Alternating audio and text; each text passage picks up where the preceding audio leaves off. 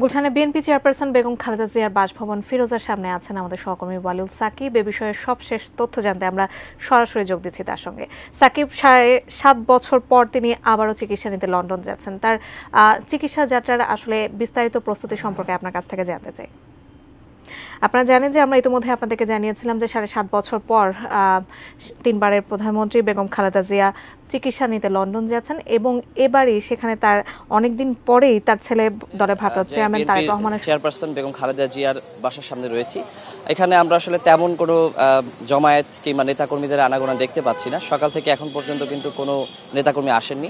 আমরা জানি যে আজ রাত 8টায় তিনি যে বাসা থেকে বের হয়ে বিমানবন্দরের উদ্দেশ্যে যাবেন এবং তার জন্য যে কাতার থেকে এয়ার অ্যাম্বুলেন্স পাঠানো হয়েছে সেটিতে করে রাত 10টায় ঢাকা ছেড়ে তিনি কাতারের দোহা হয়ে যুক্তরাজ্যের উদ্দেশ্যে রওনা দেবেন এবং সেখানে পৌঁছা মাত্রই কিন্তু তার বিশেষ যে চিকিৎসার ব্যবস্থা করা হবে, সাথে সাথে তারপরেই তার যে সার্বিক পরিস্থিতি পর্যবেক্ষণের পর সিদ্ধান্ত নেওয়া হবে চিকিৎসার ব্যাপারে।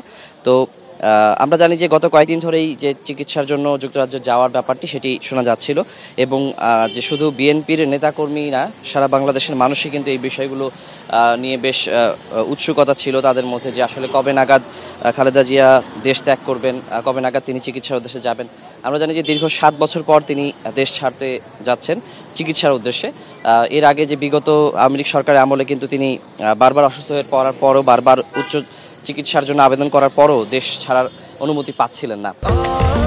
স্বাস্থ্যকর অল টাইম ফ্যামিলি কেক, সব সময় অল টাইম হেলদি লাইফ। তো অবশেষে তিনি যে উচ্চ চিকিৎসার জন্য দেশের বাইরে যাচ্ছেন। আর আমরা জানি যে গতকাল এই বিষয়গুলো সম্পর্কে বিএনপি জাতীয় স্থায়ী কমিটির সদস্য ডাক্তার এজেড জাহিদ হোসেন তিনি বিস্তারিত জানিয়েছিলেন যে সার্বিকভাবে কিভাবে কি রুট প্ল্যান করা হয়েছে সেই বিষয়গুলো আমাদেরকে জানানো হয়েছে এবং তারা কিন্তু জাতির উদ্দেশ্যে দোয়া চেয়েছেন, জাতির সবার কাছে দোয়া চেয়েছেন যেন বেগম খালেদা জিয়া ঠিকভাবে দেশের বাইরে গিয়ে চিকিৎসা নিয়ে এবং সুস্থভাবে দেশে ফিরে আসতে পারেন। আর যেমনটি বলছিলাম শুরুতে যে আসলে আমরা ধারণা করছিলাম যে হয়তো এই যে আজ রাত 8টায় তার এখান থেকে বের হয়ে যাওয়ার কথা, সেজন্য হয়তো বা যে বিএনপির নেতাকর্মীদের উৎসুকতা থাকার কথা আমরা তেমনটি দেখিনি। এখানে আসলে কেউই আসেনি। তবে যে বিএনপি পক্ষ থেকে বলা হয়েছে যে রাত যখন 8টা নাগাদ এখান থেকে বেগম খালেদা জিয়াকে নিয়ে যাওয়া হবে বিমানবন্দরে, তখন যে এই রুটগুলো রয়েছে যাওয়ার পথে সেখানে বিএনপি নেতাকর্মীরা কিন্তু দুই পাশে ফুটপাথগুলোতে অবস্থান নেবেন।